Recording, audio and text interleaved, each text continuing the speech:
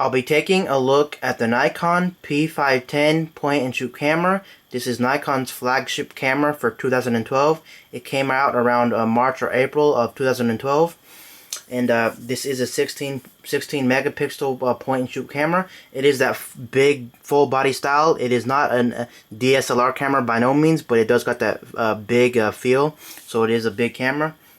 It is in a pocket point and shoot camera. It is more of a beefy point and shoot camera. But anyway, that being said, this is a 16 megapixel shooter.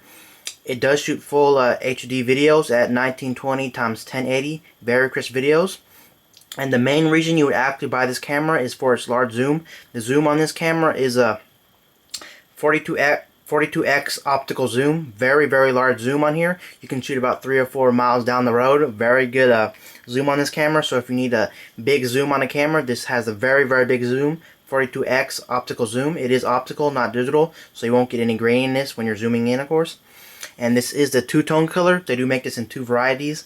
One's a all black camera, and one's like this. It's red and black, so it is a two-tone color. Or you can buy it all black. I couldn't actually get this in stores. If you're trying to get the red one like this, you can't actually buy it in the stores. You have to order it online. I did have to order this camera online because they don't make this color in store. They don't sell this color in store anyway. And anyway, I'll go ahead and show you around the body. And before I move on with this review, I'd also like to say is there's going to be more coming up on my channel. I'm also getting the Note 10.1 tablet, Samsung Galaxy Note 10.1 tablet. I'm going to get that mailed to my house. I am getting the 32 gigabyte. I couldn't get the 32 gigabyte in store, so I had to order it online from Samsung. So that tablet is on the way. I will be doing unboxings and videos of the Samsung Galaxy Note 10.1. So stay tuned to my channel for those videos. Anyway, here's the P510. I'll go ahead and show you around the body.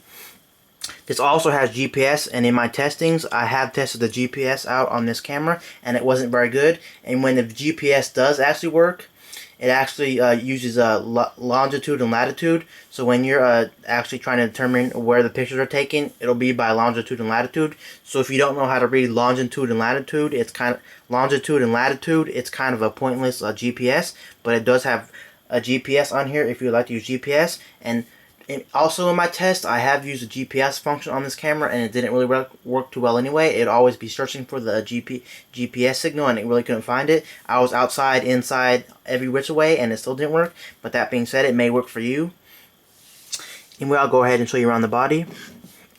On the top of the camera, you got your scroll wheel. Here's your scroll wheel right here. This changes modes of the camera. You can pause the video if you want to see some on top. You want to see what it reads on top. Over here, you got your zoom button right here. Then you also got a zoom button right here on the side of the camera if you're a left-hander. And anywhere right there, it does say 42x optical zoom, wide, full HD. It also got an FN button. I'm not really sure what that actually does, but here's your on-off button. You do got a wrist strap right there. Here's your grip right here. You do got a grip for your hand, so it won't slide off it when you're using it. And then it also got another scroll wheel right here. Then also got another grip right here for your thumb. Then you got your display button to switch from the eyepiece to the screen. Then you got a button for taking videos, so you don't have to go into the menu to find the video function. You just click that button and it automatically takes the videos, which is nice.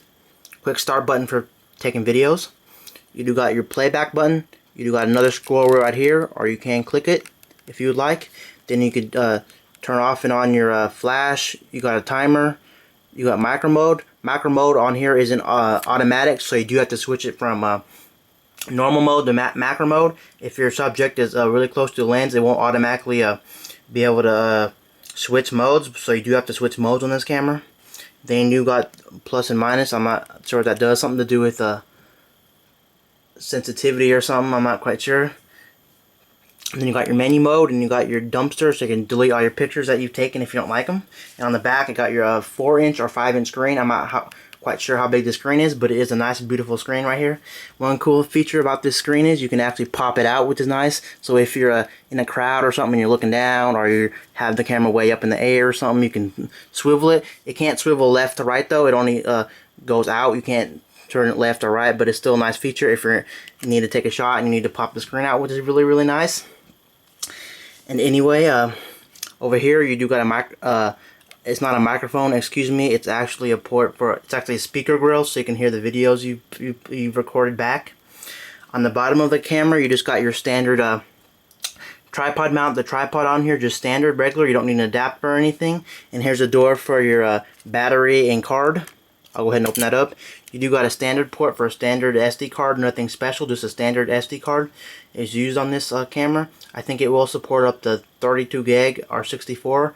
I'm not quite sure, but I know it will support 32 gigabyte SD card, and it also supports Wi-Fi cards. This is Wi-Fi compatible, which is nice.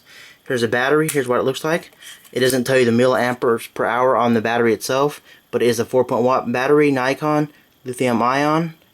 Oh, it is. It actually does it does tell you on the battery. Excuse me, 1100 milliampere. So it is a pretty nice big battery. 1100 milliamperes should last you a while. It's a pretty good size. And anyway, I'll go ahead and turn on the camera before I end this video and show you some of the things in the menus.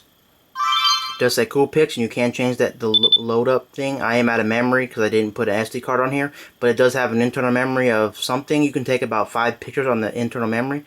I don't know what the size of the internal memory is, but it's very, very small, so I suggest you getting the memory card for this camera. Anyway, I'll go ahead into the menu and show you some of the menus. I am in automatic mode. Here's the movie options right here. It can go from HD 1080p 1920x1080 all the way down to VGA 640x480. So this will shoot full HD 1920x1080, which is really nice. I'll go ahead and go through some of the menus. Here's GPS. Nothing really in GPS. You can turn it off or on. Here's some other stuff. I won't really talk or anything. I'll just go ahead and scroll through them. You can pause the video if you'd like to see some stuff in the menu.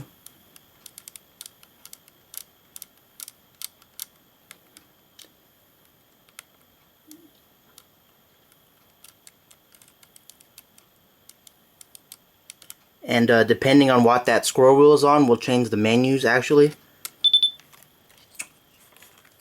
Pause the video again if you'd like to see some of this. You got shutter priority, you got programmed auto, you got auto mode, you got panorama, you got night landscape, you got backlight, you got soft, user settings, manual. You can go manual with this camera, which is really nice. Aperture priority, you got shutter priority, you got programmed auto, you got auto mode, and that's all the modes, and the menus will change depending on what the scroll wheel is set on. I give this camera a solid 9.5 out of 10. Yes, there are problems with this camera, but there's problems with any camera. Like I said, this isn't a DSLR camera, but it does got that big body style, and I do give this camera a 9.5 out of 10. A very good camera.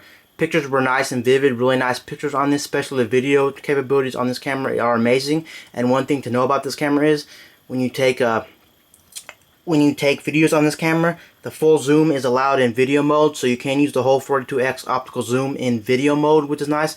Unlike the P90, the P100 and stuff, or the P500, you can use the full zoom on video mode, which is nice. The whole 42x zoom, I did love that. That is pretty good. So if you're taking videos and you need a long zoom, I definitely highly would recommend checking this out. And it does shoot videos in full stereo also. It does got 2 microphones on top. I forgot to mention, here's one of the microphones, and here's the other microphone, so it will record in stereo.